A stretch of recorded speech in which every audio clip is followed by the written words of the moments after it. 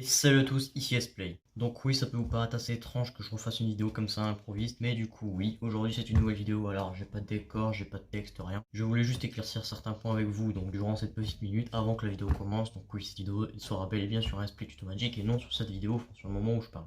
Donc déjà, premièrement, non, ce n'est pas une reprise de vidéo, c'est juste que j'avais vraiment envie aujourd'hui de vous faire une vidéo de magie, parce que ça fait très longtemps, ça fait du coup, depuis...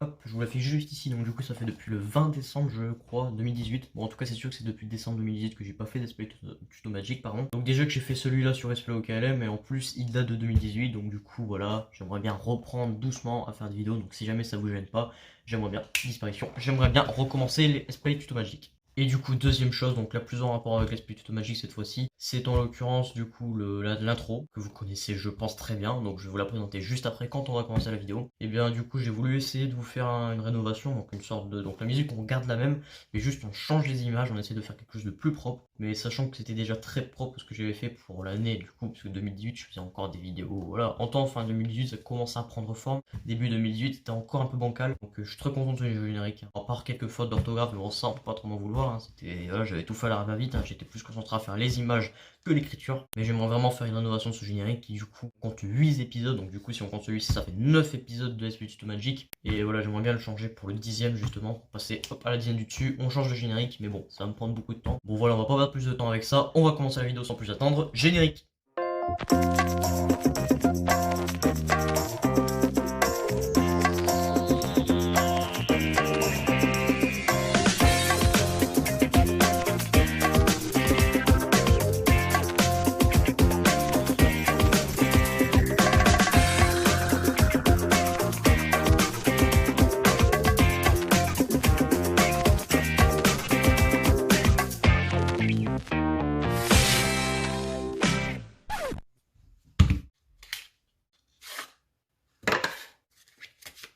Et nous voilà avec le paquet de cartes Virtuoso, donc du coup évidemment je vous mets en description un lien pour l'acheter, donc je vais essayer de vous trouver le magasin le moins cher. Mais bon on n'est pas là pour ça, aujourd'hui comme vous l'avez vu dans le titre, on va apprendre à expulser une carte du paquet comme ceci. Évidemment il y a beaucoup de manières de le faire, moi par exemple je le fais comme ça, parce que j'aime bien et c'est facile. Après il y a des gens qui font littéralement tourner la carte comme ça et la réexpulser derrière, donc là aussi j'y arrive mais avec un petit peu plus de mal. Et la dernière, donc privilégiez le paquet en entier, parce que si jamais vous enlevez vraiment la moitié des cartes et qu'il vous reste que ça va être très compliqué de faire ce que je vais vous montrer juste après. Essayez au moins de mettre 50 cartes, si vous en avez perdu quelques-unes, vous n'êtes pas obligé d'en mettre 54. Par contre si jamais vous en mettez 10 ou 20, là c'est impossible. Donc en situation réelle, ça donnerait à peu près ça. Et si vous voulez le faire à deux mains, c'est très facile, il suffit juste de couper le paquet en deux, donc essayez d'avoir le même nombre de cartes à peu près de chaque main. Donc ensuite avec le paquet du dessous, du coup je vais vous remontrer.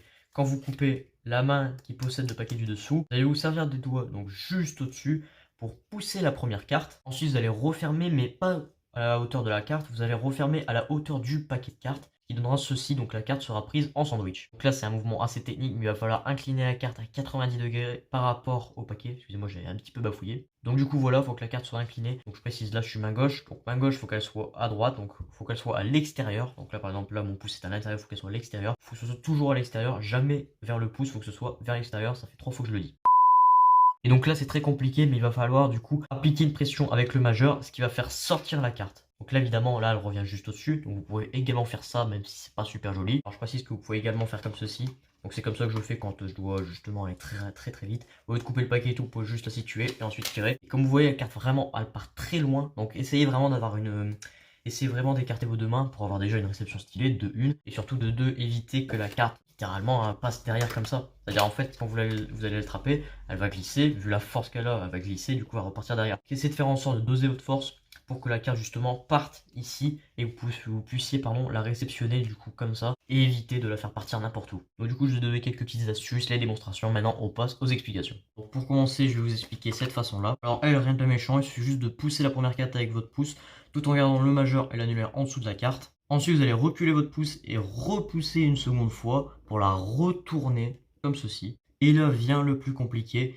Il va falloir donner un coup avec le pouce tout en levant. Et du coup, il va falloir pousser un coup sec, donc comme ceci. Ce qui va permettre de réceptionner dans l'autre main. Alors là, du coup, je précise que la main était comme ça, donc ça compte pas. De plus en plus rapidement, vous allez arriver à ceci. La deuxième technique, un petit peu plus compliquée pour moi, peut-être pour vous qu'elle sera plus simple. Il faut faire tourner la carte, donc lui faire un demi-tour et la réexpulser derrière. Donc il faut pousser la première carte avec le pouce. Et cette fois, au lieu de la pousser comme ça, la faire revenir et la faire repartir, donc là j'ai raté ma réception, mais c'est pas grave. Et bien cette fois, vous allez laisser le majeur en dessous, mais l'annulaire quant à lui, va passer au-dessus de la carte. Le pouce du coup va se dégager. Et là, c'est assez compliqué à expliquer, mais il va falloir appliquer une sorte de pression entre du coup l'annulaire et le majeur pour prendre la carte, comme ceci. Et cette fois, faire passer le majeur derrière l'annulaire, ce qui va permettre de faire un demi-tour. Et ensuite, là, c'est assez compliqué à expliquer, mais il faut essayer de replacer la carte par-dessus, comme ceci. Donc là, si je ne peux pas vous expliquer autrement, je suis vraiment désolé. Tout se joue sur la rapidité. Si jamais vous êtes lent comme ça va être compliqué d'expulser la carte derrière. Là, d'ailleurs, elle en tombe 2 fois.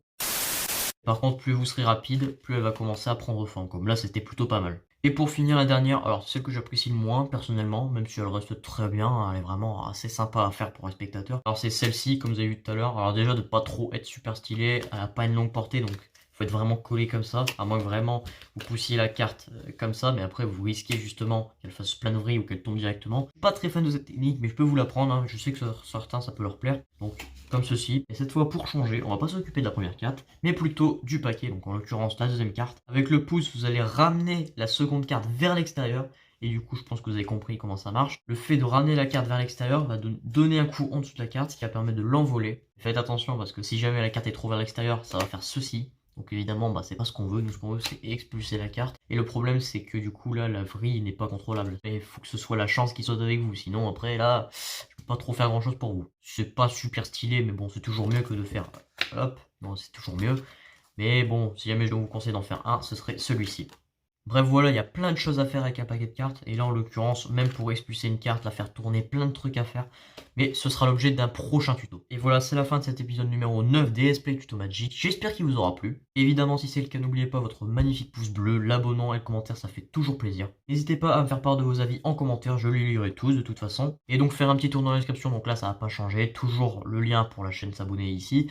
Le lien sur la chaîne secondaire SPLOKLM que je vous ai montré tout à l'heure, donc le screen. Et bien évidemment les réseaux sociaux, site internet, les hashtags de référencement, la vidéo secrète que j'ai failli oublier. Le lien pour se commander le paquet de cartes Virtuoso. Alors je précise que ce paquet de cartes n'est pas fait pour les débutants, genre vraiment faire des petits mélanges comme ça et jouer à la bataille comme ça entre amis, il n'est pas du tout fait pour ça. C'est un jeu de cartes vraiment pour la cardistry, donc vraiment faire des manipulations de cartes et faire des tours de magie, vraiment s'amuser avec les cartes. Donc on se laisse sur cette fin, c'était Play. Allez, ciao!